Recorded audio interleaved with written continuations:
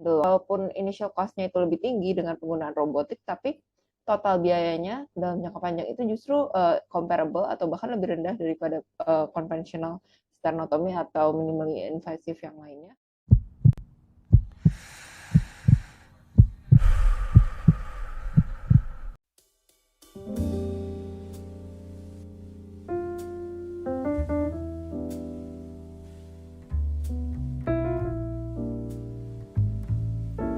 Robotik ini untuk prosedur-prosedur jantung sendiri itu udah mulai digunakan sebenarnya sejak tahun 2000. Nah, itu paling banyak memang saat ini dipakainya untuk prosedur katup mitral, baik itu repair ataupun replacement, dan juga untuk CABG atau bypass. Nah, untuk CABG sendiri juga sebenarnya macam-macam, bisa totally robotik atau bisa juga dikombine dengan mini thoracotomy atau bahkan dikombine dengan PCI juga. Itu ada namanya hybrid technique. Nah, misalkan UCL sendiri sebenarnya dia bukan salah satu pusat cardiothoracic surgery ya, jadi dia belum menyediakan robotic cardiac surgery, tapi memang udah ada beberapa pusat lain di London dan UK yang menyediakan robotic cardiac surgery gitu.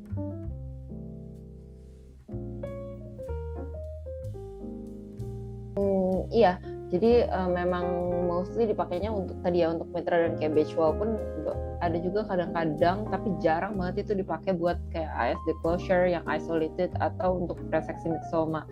Dan untuk indikasinya sendiri saya nggak tahu indikasi detailnya, cuma waktu itu sempat ngobrol sama konsultan di Barts ya, mereka cuma bilang biasanya dipakai untuk yang pasien yang nggak terlalu kompleks profilnya, yang lebih safe. Dan juga itu pastinya balik ke pilihan pasien karena mereka kan sudah di-cover oleh NHS-nya. Jadi biasanya pasiennya diberikan pilihan juga, kalau memang memungkinkan dioperasi dengan robotik, pasiennya diberikan pilihan apakah mereka mau dioperasi dengan menggunakan teknik robotik atau teknik lain, misalkan minimally invasive thoracotomy atau bahkan conventional sternotomy gitu. Tapi tentunya itu semua pasiennya berdiskusi dengan konsultannya gitu.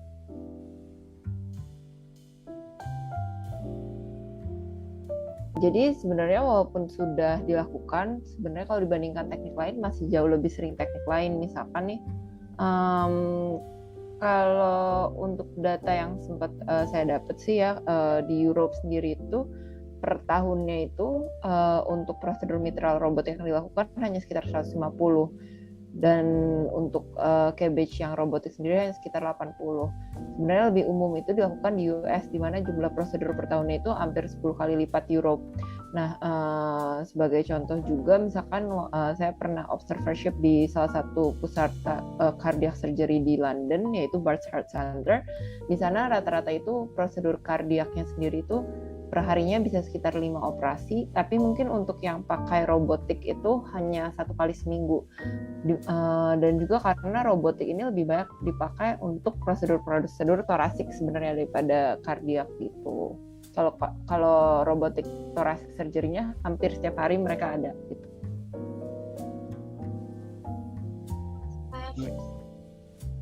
Baik dok, terima kasih. Selanjutnya mungkin aku izin bertanya, kalau dibandingkan dengan operasi-operasi lainnya dok, kira-kira kelebihan dan kekurangan dari operasi robotik itu apa aja dok?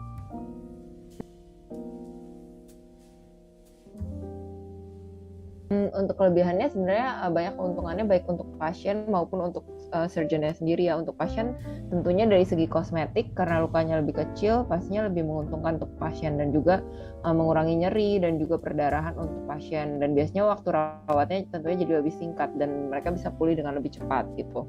Sedangkan untuk surgeonnya sendiri, yang paling penting itu untuk visualisasi, karena sistem robotik itu kan sudah dilengkapi dengan 3D camera yang udah ada lightingnya juga yang proper. Jadi terutama untuk prosedur-prosedur mitral, visualisasinya itu jauh lebih bagus daripada jika kita menggunakan approach konvensional atau mini thoracotomy. Nah, selain itu juga karena dengan sistem robotik ini kan sebenarnya surgeonnya itu menggerakkan tangan robot kan, jadi itu nggak ada tremor otomatis, karena kan yang gerak adalah di dalam tubuh pasien adalah tangan robot. Dan kemudian dari segi dexterity dan range of motion juga tentunya meningkat jauh, karena kan lengan robotik itu range of motionnya jauh di atas lengan manusia gitu kan dibuatnya. Bahkan dari beberapa report surgeon yang udah mencoba baik laparoscopic approach dan robotic surgery approach, mereka pun merasa bahwa dibandingkan laparoscopic, robotik ini jauh lebih ergonomis dan physical workload-nya lebih rendah gitu. Jadi memang lebih nyaman juga untuk surgeon-nya sebenarnya. Cuma untuk kekurangannya mungkin ya karena kita tidak megang langsung, jadi tidak ada tactile feedback.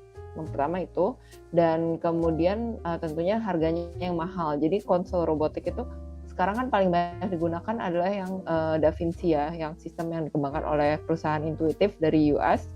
Itu harganya kurang lebih satu konsolnya itu 30 miliar rupiah dengan maintenance fee-nya mungkin per tahunnya itu sekitar 1,5 miliar.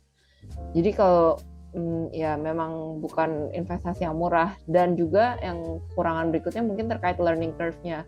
Seperti semua teknik baru tentunya surgeon harus latihan dulu nih sebelum mahir menggunakan konsol ini. Dan dari paper-paper yang sudah publish, biasanya learning curve-nya itu seorang surgeon perlu melakukan sekitar 150-250 kali operasi dengan robotik baru bisa dianggap mahir gitu. Jadi memang tidak bisa langsung mahir. Jadi memang investasi awalnya besar sih, baik dari segi modal maupun pembelajaran untuk surgeonnya sendiri.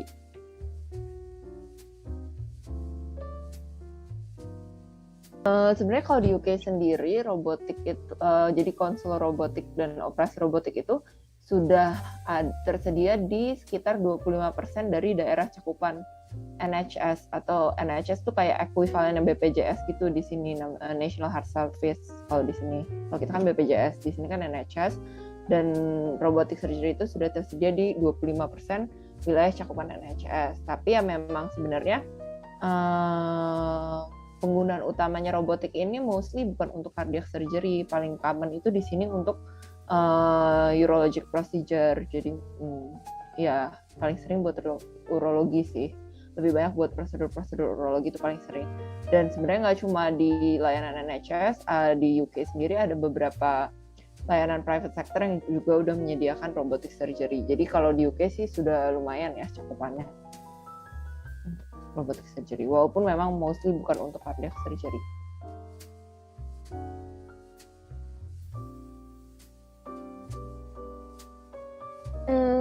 Tergantung prosedurnya ya, tapi kalau misalkan untuk mitral dia mostly sudah minimally invasive sih, walaupun bukan robotik. Udah agak jarang yang conventional sternotomy. Tapi untuk ya kayak KBH itu ya masih lumayan sering conventional sternotomy.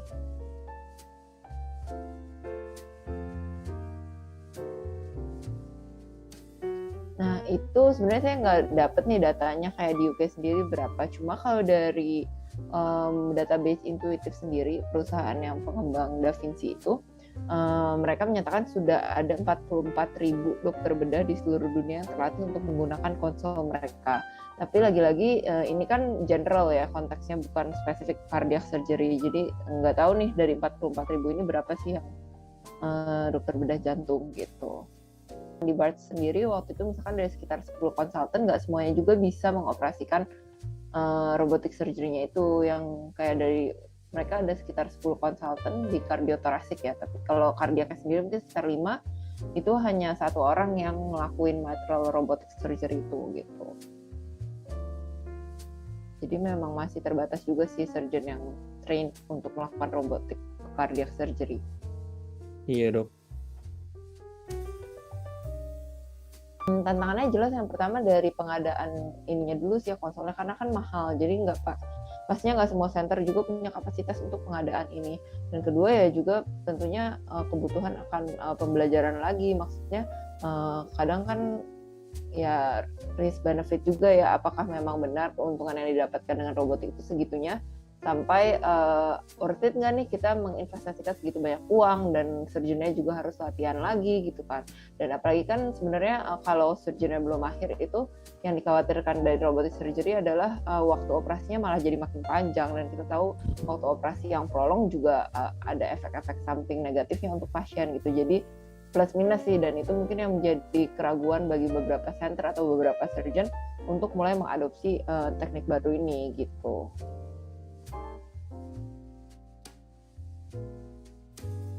Kalau biaya tentunya initial cost-nya itu lebih tinggi ya, karena kan alatnya lebih mahal gitu. Terus tapi sebenarnya udah banyak beberapa paper yang publish tentang cost analysis dari robotic surgery ini, dan banyak walaupun hasilnya ya cukup bervariasi, tapi secara garis besar itu menyatakan bahwa in the long term karena walaupun initial cost-nya itu lebih tinggi dengan penggunaan robotik, tapi total biayanya dalam jangka panjang itu justru comparable atau bahkan lebih rendah daripada konvensional sternotomy atau minimally invasive yang lainnya.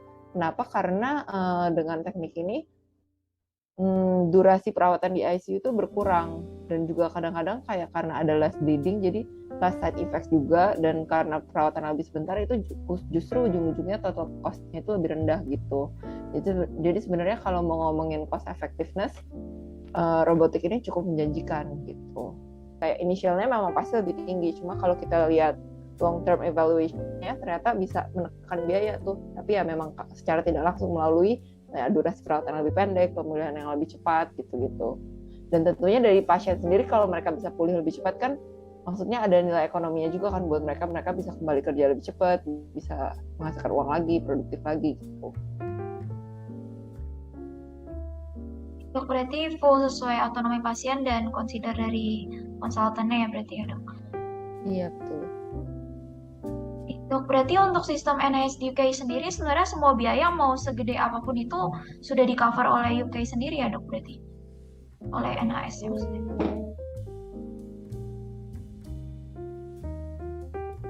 Sebenarnya kalau NHS saya kurang ngerti sih ya kalau untuk sistem reimbursement NHS ke rumah sakitnya, tapi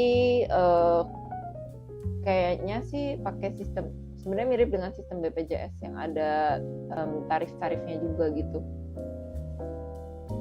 Berarti tetap ada coverage maksimal gitu ya dok berarti dari NHS itu sendiri ya? Iya betul.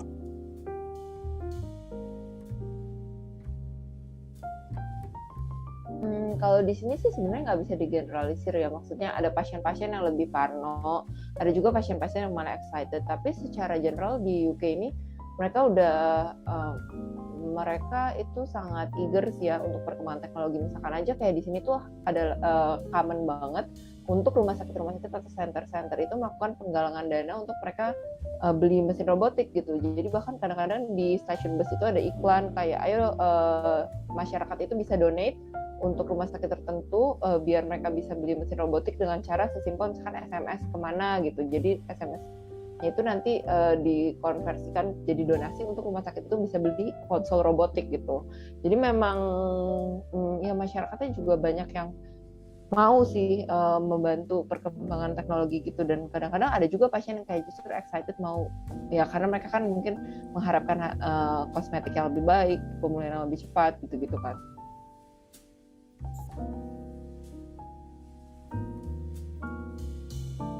Iya pastinya tantangan yang sama terkait investasi awal, kemudian pelatihan surgeon itu juga hal yang akan dihadapi kalau kita mau mulai mengimpor teknik ini ke Indonesia gitu.